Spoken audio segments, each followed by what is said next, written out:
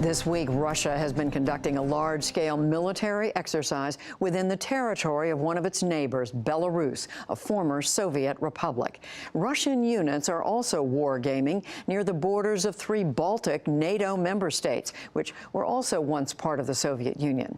Moscow says that this is a defensive exercise, but others see a more ominous purpose. Nick Schifrin has our report. On day 2 of the imagined war between NATO and Russia, the cacophony of combat crescendoed. Russia's military exercise is called Zapad, or West, and it began with the military responding to a hypothetical threat to Russian ally Belarus. Soldiers quickly crossed the Belarus border and unleashed hell. 70 jets and helicopters. 250 tanks helped defend Belarus, and that was before the scenario escalated. An airborne operation dropped tanks 20 miles from NATO member Estonia's border, preventing a hypothetical incursion by NATO troops.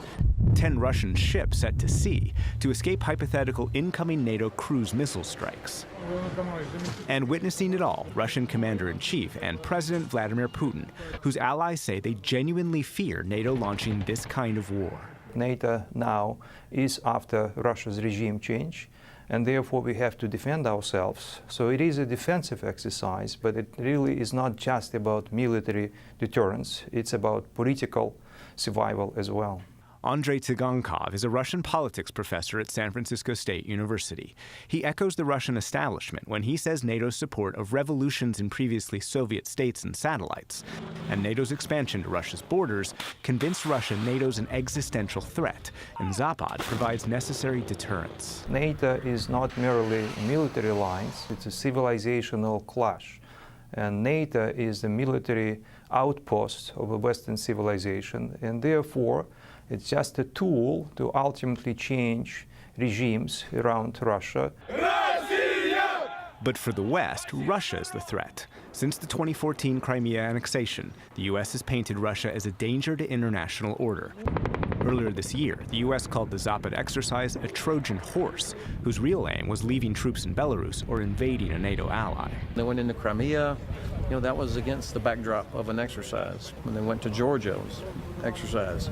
General Ben Hodges commands the U.S. Army in Europe. He spoke in June at a U.S.-Poland exercise designed to deter Russia from crossing any more borders. They don't have a reputation for being trustworthy when it comes to compliance. We have to practice, we have to demonstrate that we can support allies.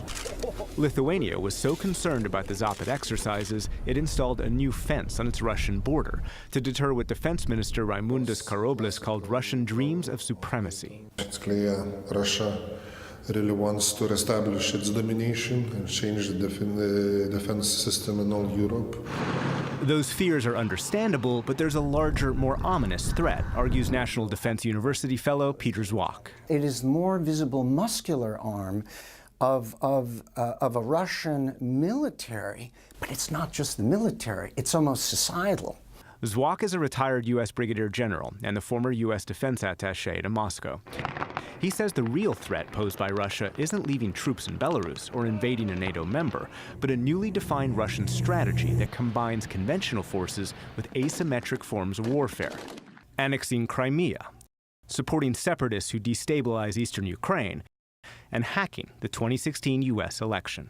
For the Russians, yes, asymmetry, you go after somebody's strengths, but you do it also in recognition of your own weaknesses.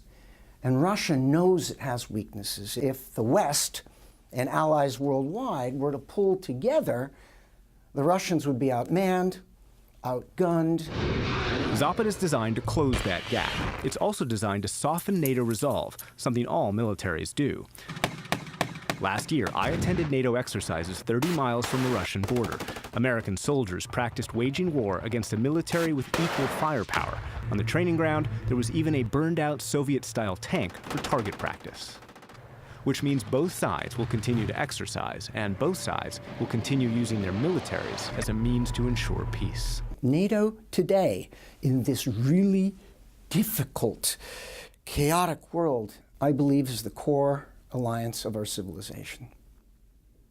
I believe it also needs to find a way, the Russians need to find a way both to coexist. And that would allow all these preparations for war to remain exercises.